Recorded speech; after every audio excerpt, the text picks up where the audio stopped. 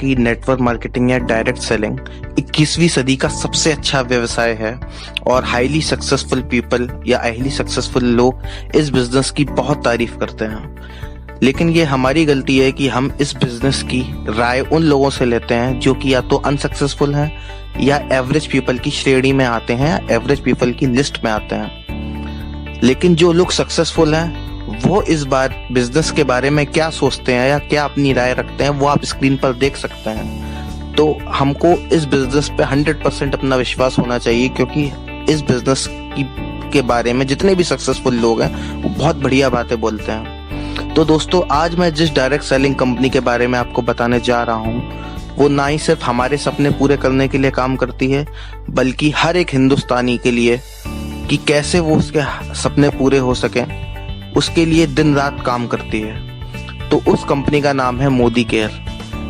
Modi care की आगे बात करने से पहले मैं एक चीज और आपको कंफर्म कर दूं कि मोदी केयर का कोई भी संबंध, कोई भी नाता नरेंद्र मोदी जी से नहीं है। नरेंद्र मोदी अलग है, मोदी केयर अलग है। तो दोस्तों, बात करें अब मोदी केयर की, तो मोदी केयर कोई 2-3 साल पुरानी छोटी मोटी डायरेक्ट सेलिंग कंपनी नहीं है।